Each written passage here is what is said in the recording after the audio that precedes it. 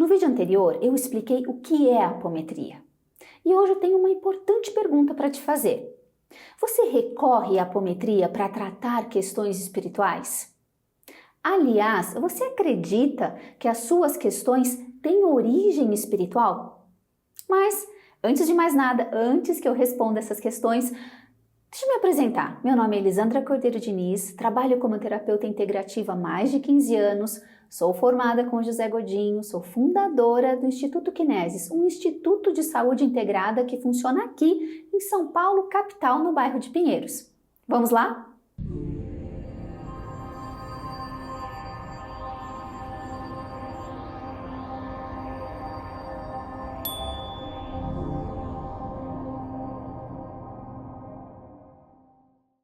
Primeiro de tudo, vamos compreender quais seriam os sintomas de alguma questão espiritual relacionada a você. No nível da mente, gera confusão, gera dificuldade de foco, gera um estado de estagnação mental, dificuldade mesmo de sair de determinados pontos e ir para outros. No nível da emoção é tudo muito polarizado. Então, se é tristeza, é muita tristeza. Se é raiva, é muita raiva. Se é medo, é muito medo. Porque, afinal de contas, tem uma energia se associando à sua.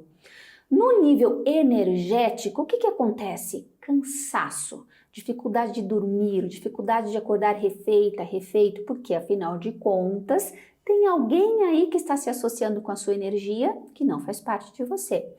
E no nível do corpo? Aí podem acontecer uma série de questões, desde entraves, dificuldades de fluir a vida, dificuldade de dar certo aquilo que era para dar, porque foi de alguma forma planejado, pensado. Questões com eletrônicos são muito comuns, queimas de eletrônicos, aparelhos que simplesmente deixam de funcionar. Às vezes, reiterados problemas de saúde que não se encontra a causa, porque aparentemente está tudo bem, ou até mesmo quadros de saúde que não se estabilizam. Essas são algumas consequências, algumas coisas que aparecem no nível da mente, da emoção, da energia e até do corpo físico quando se trata uma questão espiritual. Mas deixa eu te colocar um ponto. Antes de pensarmos em questão espiritual ou questão material, já parou para pensar o que é o plano espiritual? E o que é o plano material?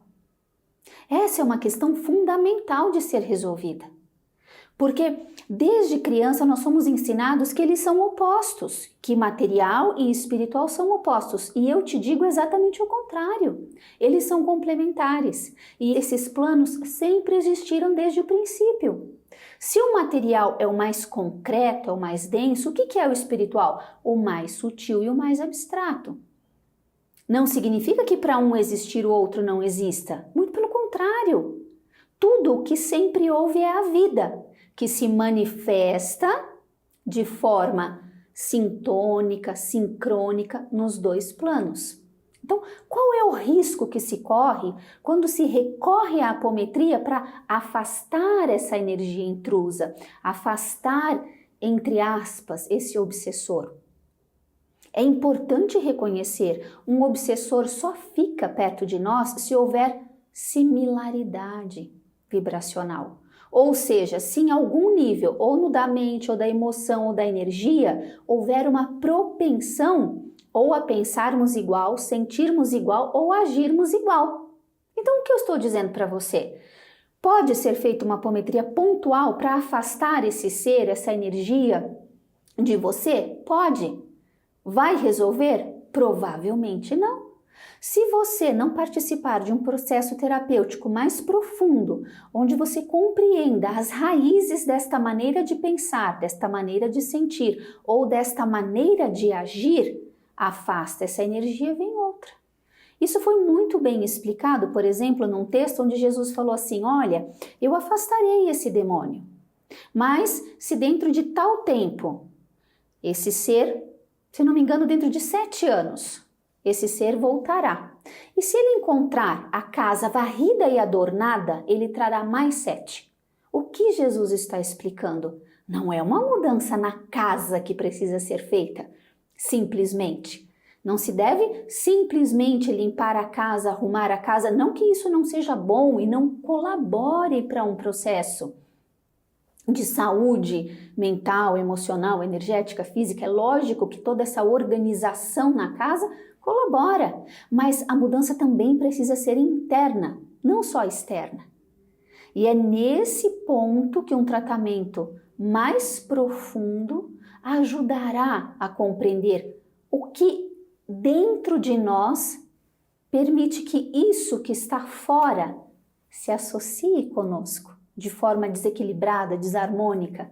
Afinal de contas, conscientemente, nós não demos permissão. Em suma, a apometria é uma excelente técnica, profunda, integrada.